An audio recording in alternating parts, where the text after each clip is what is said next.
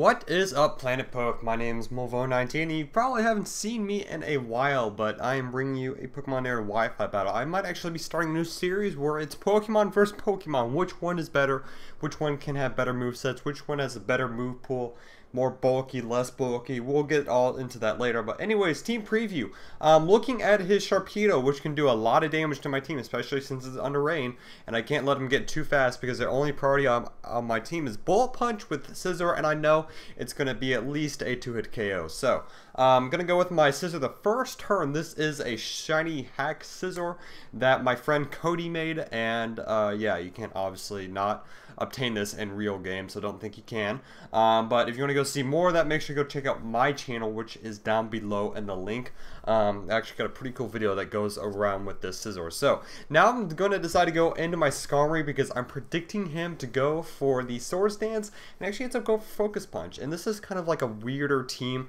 This team was actually made by Mr. Jambad, the opponent's team is, and so he does have some weirder stuff going on, but they usually do work really nicely. And I gotta admit, the dude is a really good battler. So he ends up going into his own Skarmory. He's going to go for the taunt. Unfortunately, I don't win that speed tie. I thought it was a speed tie at least. I had like 16 EVs in speed, but apparently I don't. So I'm gonna have to go in my Tyranitar now, expecting him to go for the rocks, and there's really nothing I can do about that. Here's the weird thing about my team. I accidentally have, well, let's just say I accidentally have Stealth Rock on 2 Pokemons, but he still predicts that somehow. Skarmory's supposed to have spikes instead of Stealth Rock. I don't know why it's like that, but he still predicted that in some weird way. Go for Fire Blast though, able to do a lot of damage to the Skarmory, which is going to be very nice. And then what I decided to do the next turn is I just decided to go for another Fire Blast. And he's just going to let his Skarmory die. I guess he wants to get up as much hazards as possible, which is completely understandable. So go ahead, go do that. Don't really care. So here's a weird play after this. I kind of just stay in here. I was really predicting him to go for the Swords Dance or try and go for a Focus Punch, and that didn't have any angels going for Bullet Seed. I was really hoping I could, you know, at least take this, but I wasn't able to, so that means I am going to end up losing my Tyranitar, which I really didn't want to lose this early, especially since he has Politoed, and that is basically his, you know, thing for rain. So I decide now to go in my Skarmory, and Skarmory is basically just going to be going for the Brave Bird, because I don't really have anything to do against this Politoed, because it's just very, very bulky. So, and it can hit really hard with the Hydro Pumps under the rain especially. So, I don't have a play. I'm just going to let this Skarmory die. Like I said, anything else is going to die in the impact. I guess the only thing I want to die was Latios, but that would probably get 2-hit KO'd, especially if he is Scarfed, so I just don't really want to play that right now. End up going into my Latios now, and I'm able to go for the Draco Meteor. I wanted to go for Psyshock, predicting him to go into Balloon, but I was like, I don't know, he has a Sharpedo left, not really a good idea, but ends up going to Breloom. This actually works out very nicely for me because I am able to knock up Breloom. And then brings in Sharpedo, predicting me to switch out because I'm afraid of the crunch. And I was, to be honest, afraid of the crunch, but I was expecting him to overpredict that and not go for Protect. And that works out very nicely. Sharpedo has terrible defenses, so it's not going to be able to live that, even if I was at -2.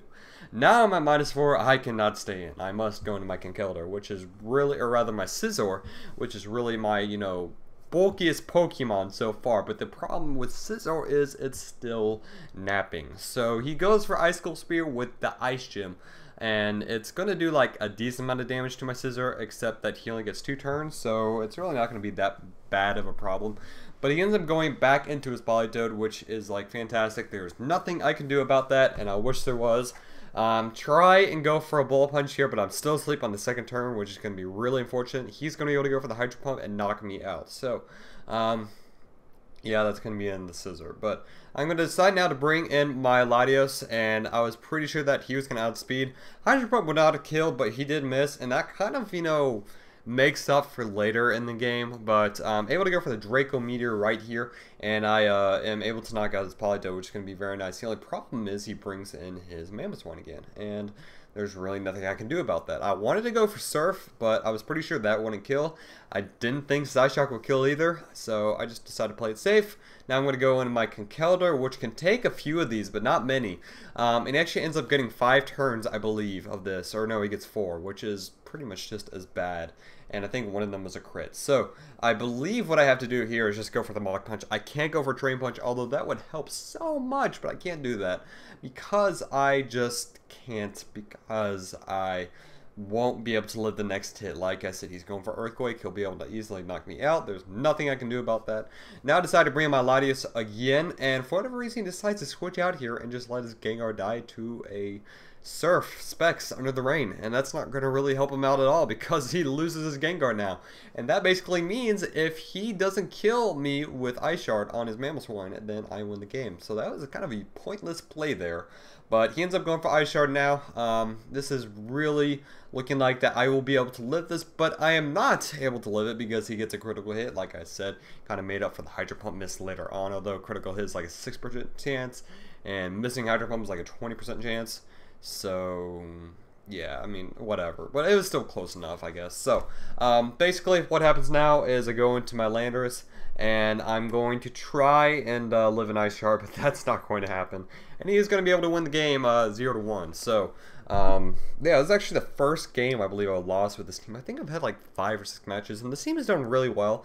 The only problem with it is that Conkeldurr, it does a lot of damage, but it really just gets walled a lot by a lot of things like Gengar and all that.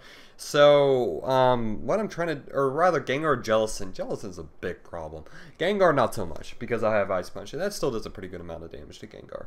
But what I'm trying to do is, I might switch that and put in Breloom, because that way I can hit Jellicent a little bit better. I will have more of a problem, I guess, with Gengar. But, I don't know, I mean, it has terrible defense anyway, so we'll just have to see how that all plays out. Anyways, hopefully all you guys enjoyed this video. Make sure to leave a like if you did. If you really liked it, you'll leave a favorite. And if you want to go see more content, make sure to go check out my channel. My name is Molvo19, and hopefully all of you are going to have a good day. Bye-bye.